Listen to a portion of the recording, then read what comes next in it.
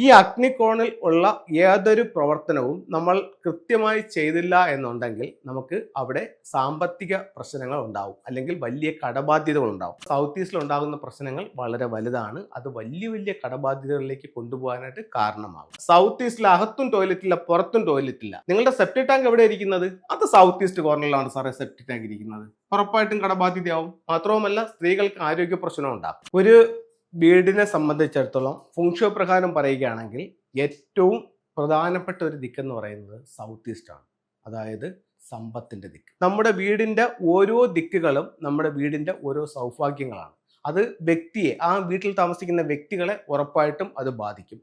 ഇത് ലോകത്തെവിടെ ആയാലും ഈ ദിക്കുകൾ അത് കറക്റ്റ് ആയിരിക്കും. ആ ദിക്ക് അതിന്റെ ഒരു എനർജി അവിടെ ഉണ്ടായിരിക്കും. അപ്പോൾ നമ്മൾ ഏറ്റവും പ്രധാനപ്പെട്ട ഒരു ദിക്കായ സമ്പത്തിന്റെ ഡയറക്ഷനായ സൗത്ത് ഈസ്റ്റ് കോർണറിനെ പറ്റിയാണ് ഇന്ന് സംസാരിക്കുന്നത്. തെക്ക് കിഴക്ക് മൂല നമുക്ക് അഗ്നികോണാണ്. ഈ അഗ്നികോണിൽ ഉള്ള ഏതൊരു പ്രവർത്തനവും നമ്മൾ കൃത്യമായി ചെയ്തില്ല എന്നുണ്ടെങ്കിൽ നമുക്ക് അവിടെ സാമ്പത്തിക പ്രശ്നങ്ങൾ ഉണ്ടാവും, അല്ലെങ്കിൽ വലിയ കടബാധ്യതകൾ ഉണ്ടാവും. നമ്മൾ ഒരുപാട് വർഷങ്ങളായിട്ട് പ്രോഗ്രാം ചെയ്യുന്നുണ്ട്, ഒരുപാട് ആൾക്കാർ വിളിക്കുന്നുണ്ട്. ഇവർക്ക് ഭൂരിഭാഗം പേർക്കും ഇതിൻ്റെ പ്രശ്നം വന്നിരിക്കുന്നത് സൗത്ത് ഈസ്റ്റിലാണ്. സൗത്ത് ഈസ്റ്റ് കാര്യമായിട്ട് അവർ ശ്രദ്ധിക്കുന്നില്ല. അപ്പോൾ സൗത്ത് ഈസ്റ്റിൽ ഉണ്ടാകുന്ന പ്രശ്നങ്ങൾ വളരെ വലുതാണ്. അത് വലിയ വലിയ കടബാധ്യതകളിലേക്ക് കൊണ്ടുപോകാനായിട്ട് കാരണമാകും. സൗത്ത് ഈസ്റ്റ് ഭാഗത്ത് ഉണ്ടാകാവുന്ന ചില ദോഷങ്ങൾ ഞാൻ പറയാം. ഇതിപ്പോൾ പലർക്കും ഒരു പ്ലാനിലൂടെ ആകുമ്പോൾ കുറച്ച് വ്യക്തമാവും. നമ്മുടെ വീട് എങ്ങനെയായിരിക്കണം? സ്ക്വയറോ റെക്റ്റാങ്കിൾ ഷേപ്പിലോ ആയിരിക്കണം.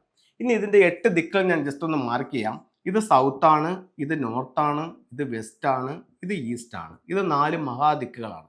ഇനി 4 മൂലകൾ, തെക്കും കിഴക്കും കൂടെ കൂടിച്ചേർന്ന സൗത്ത് ഈസ്റ്റ് കോർണർ, അഗ്നികോണം.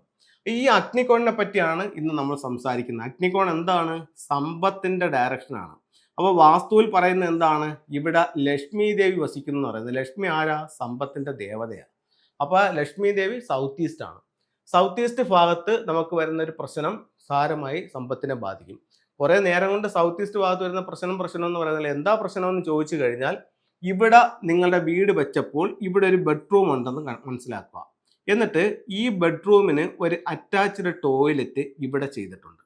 അപ്പോൾ ഇവിടെ നിന്ന് നമുക്ക് ഇപ്പം ഇവിടെ നമ്മളുടെ ബെഡ് ഇട്ടിരിക്കുന്നതെന്ന് കരുതുക. ഇതിവിടെ നമ്മളെ കട്ടിലിട്ടിരിക്കുന്നു, ഇവിടെ നമ്മളുടെ ഡോറ് നിൽക്കുന്നു.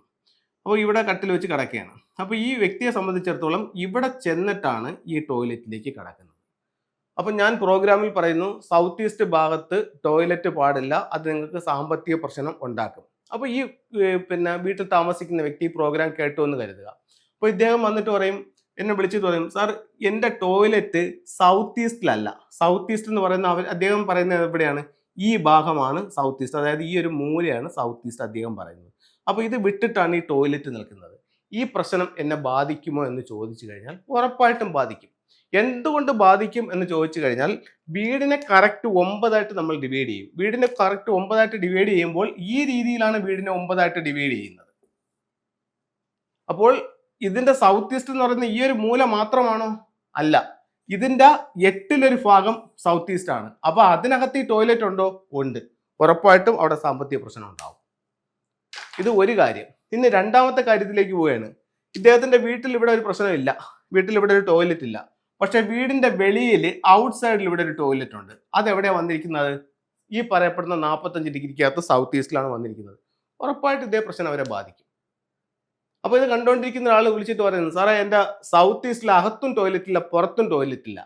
നിങ്ങളുടെ സെപ്റ്റിക് ടാങ്ക് എവിടെ ഇരിക്കുന്നത്? അത് സൗത്ത് ഈസ്റ്റ് കോർണറിലാണ് സാറേ സെപ്റ്റിക് ടാങ്ക് ഇരിക്കുന്നത്. ഉറപ്പായിട്ടും കടബാധ്യതയാവും. മാത്രവുമല്ല, സ്ത്രീകൾക്ക് ആരോഗ്യ പ്രശ്നം ഉണ്ടാക്കും.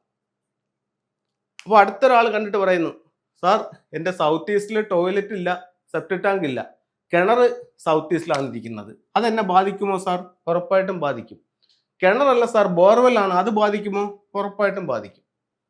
അടുത്ത അവസാന ഘട്ടത്തിൽ ഒരാൾ വിളിച്ചിട്ട് പറയുന്നു, സാർ എൻ്റെ സൗത്ത് ഈസ്റ്റ് ഭാഗത്ത് എനിക്ക് വീട്ടിനകത്ത് ടോയ്ലറ്റ് ഇല്ല, വീട്ടിന് പുറത്ത് ടോയ്ലറ്റ് ഇല്ല, അവിടെ സെപ്റ്റിക് ടാങ്ക് ഇല്ല, കിണറില്ല, എനിക്ക് കടുത്ത സാമ്പത്തിക ബാധ്യതയുണ്ട്.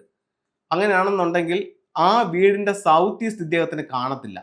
അദ്ദേഹത്തിൻ്റെ വീട് എടുക്കുമ്പോൾ ഈ പറയപ്പെടുന്ന ഒരു മൂല്യം അദ്ദേഹത്തിന് ഇല്ല. അങ്ങനെയാണെങ്കിൽ എന്ത് സംഭവിക്കും? ഇവിടെ മിസ്സിങ് ആയില്ലേ? ഇവിടെ മിസ്സിങ് ആകുമ്പോഴത്തേക്ക് പറഞ്ഞാൽ സൗത്ത് ഈസ്റ്റ് ഇദ്ദേഹത്തിന് ഇല്ല. അപ്പോൾ വീടിന്റെ സൗത്ത് ഈസ്റ്റ് നഷ്ടപ്പെട്ടു പോയ വീടാണ്. അവിടെയും ഇതേ പ്രശ്നം തന്നെ ബാധിക്കും.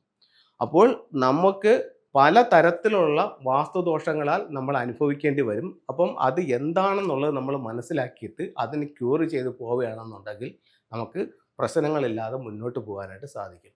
ഇപ്പം ഒരാളുടെ വീട് വെച്ചു, ഒരാൾ വീട് വെച്ചപ്പോഴത്തേക്ക് ഈ പ്രോഗ്രാം കണ്ടുകൊണ്ടിരുന്നപ്പോഴും വീട് വെച്ചിട്ട് ഒരു 3 വർഷമായെന്ന് കരുതുക. ഇദ്ദേഹത്തിന് യാതൊരുവിധ പ്രശ്നങ്ങളും ഇല്ല, സ്മൂത്തായിട്ട് മുന്നോട്ട് പോവുകയാണ്. പക്ഷേ ഇദ്ദേഹം കേൾക്കുമ്പോൾ ഈ പല കാര്യങ്ങളും ഇദ്ദേഹത്തെ ബാധിച്ചിട്ടുണ്ട്. അവിടെ ഒരു ടോയ്ലറ്റ് വന്നിട്ടുണ്ട്, ഇവിടെ ഒരു മിസ്സിങ് വന്നിട്ടുണ്ട്, അവിടെ ഒരു സെപ്റ്റിക് ടാങ്ക് വന്നിട്ടുണ്ട്.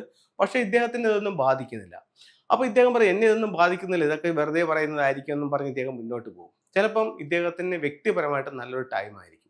ഒരു 3-5 വർഷം കഴിയുമ്പോൾ ഇദ്ദേഹത്തിൻ്റെ ടൈം അങ്ങ് മോശമാവും. ടൈം അങ്ങ് മോശമാകുമ്പോൾ വീടിൻ്റെ വാസ്തു ഓൾറെഡി മോശമാണല്ലോ. അപ്പോൾ ഇദ്ദേഹത്തെ പെട്ടെന്ന് ഇത് ബാധിക്കാനുള്ള സാധ്യതയുണ്ട്. അപ്പോൾ ഇതൊക്കെ നമ്മൾ തള്ളിക്കളയാതെ അങ്ങനെ എന്തെങ്കിലും ഉണ്ടെങ്കിൽ ഇപ്പോഴേ അതിനെ റെമഡി ചെയ്ത് പോവുകയാണെങ്കിൽ ഒരു ദോഷ സമയം നമുക്ക് വരുമ്പോഴും ഈ വാസ്തുദോഷം നമ്മളെ ബാധിക്കാതെ മുന്നോട്ട് പോകാനായിട്ട് നമുക്ക് സാധിക്കുന്നതാണ്. നമുക്ക് ചില ഫെങ്ഷുയി ടൂളുകളിലേക്ക് പോകാം. അപ്പോൾ ഫെങ്ഷുയി പ്രകാരം ഓരോ ദോഷങ്ങൾക്കും ഓരോ ടൂളുകൾ അവർ പറയുന്നുണ്ട്. ഒരു പ്രശ്നത്തിന് പൂർണ്ണ പരിഹാരം ഇതാകുന്നില്ല എന്നുണ്ടെങ്കിലും ആ പ്രശ്നത്തെ പരമാവധി ലഘൂകരിക്കാനും സൗഭാഗ്യത്തെ പരമാവധി വർദ്ധിപ്പിക്കാനും ചൈനീസ് വാസ്തുകലയായ ഫെങ്ഷുയിലൂടെ സാധിക്കും.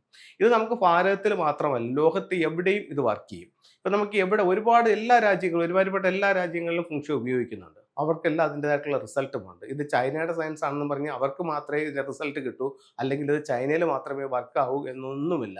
ലോകത്ത് എവിടെ ഉപയോഗിച്ചാലും നമുക്കിൻ്റെ റിസൾട്ട്. ഇപ്പോൾ കേരളത്തിൽ തന്നെ ഒരുപാട് ആൾക്കാർ ഫെങ്ഷുയി ഉപയോഗിക്കുന്നുണ്ട്, നല്ല റിസൾട്ടുണ്ട്.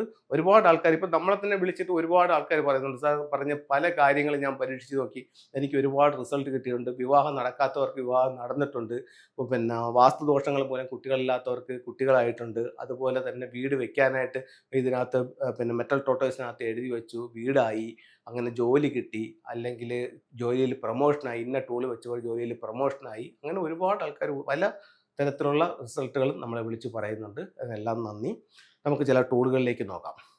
ഒരു വീട്ടിൻ്റെ അല്ലെങ്കിൽ ഒരു ഓഫീസിൻ്റെ കലഹം ഒഴിവാക്കാനായിട്ട് നമുക്ക് എന്ത് ടൂൾ ഉപയോഗിക്കാം? ഇത് റൂസ്റ്റർ എന്ന് പറയുന്ന ഒരു സ്റ്റാച്യു ആണ്. ഇത് നിങ്ങളുടെ ഓഫീസിൻ്റെ വെസ്റ്റ് ഭാഗത്ത് വെക്കുന്നത് ഓഫീസിലെ മറ്റ് സ്റ്റാഫുകൾ തങ്ങളിലുള്ള നിങ്ങളുമായിട്ടുള്ള കലഹം ഒഴിവാക്കാനായിട്ട് നല്ലൊരു ടൂളായി ഇത് ഫെങ്ഷുയിൽ കണക്കാക്കും. ഭാര്യ ഭർത്താവും തങ്ങളുള്ള കലഹം, അഭിപ്രായ വ്യത്യാസങ്ങൾ, അതിന് എന്ത് ചെയ്യാം സാറേ എന്ന് ചോദിച്ചാൽ ഇത്തരത്തിലുള്ള ഒരു മിസ്റ്റിക് നോട്ട് ബെഡ്റൂമിൻ്റെ തെക്ക് പടിഞ്ഞാറ് ഭാഗത്ത് പ്ലേസ് ചെയ്യാം. അതുപോലെ തന്നെ ഇതിൻ്റെ ചെറിയൊരു ഫോട്ടോ എടുത്തിട്ട് നിങ്ങളുടെ ബെഡിൻ്റെ അടിയിലിട്ട് കിടക്കാം. ഇത് കപ്പിൾസിൻ്റെ ഐക്യം കൂട്ടാനും കലഹം ഒഴിവാക്കാനും നല്ലൊരു ടൂളാണ്. സാറേ കുട്ടി നല്ലതുപോലെ പഠിച്ചുകൊണ്ടിരുന്നതാണ്, ഇപ്പോൾ പഠിക്കുന്നില്ല, അപ്പോൾ പഠിത്തത്തിന് ഇമ്പ്രൂവ്മെൻ്റ് ഉണ്ടാകാൻ വേണ്ടിയിട്ട് എന്തെങ്കിലും ഒരു ടൂൾ ഫംഗ്ഷൻ ഉണ്ടോ എന്ന് ചോദിച്ചു കഴിഞ്ഞാൽ ഇത്തരത്തിലുള്ളൊരു എഡ്യൂക്കേഷൻ ടവർ അല്ലെങ്കിൽ പഗോഡ ടവർ പഠിക്കുന്ന ടേബിളിൻ്റെ നോർത്ത് ഈസ്റ്റ് ഭാഗത്ത് വയ്ക്കാം. അതുപോലെ തന്നെ സ്വീകരണ മുറിയുടെ വടക്ക് കിഴക്ക് ഭാഗത്തും ഇത് വയ്ക്കാവുന്നതാണ്. അപ്പോൾ എല്ലാവർക്കും എല്ലാ ഐശ്വര്യങ്ങളും ഉണ്ടാവട്ടെ എന്ന് പ്രാർത്ഥിച്ചുകൊണ്ട് നിർത്തുന്നു. നന്ദി, നമസ്തേ.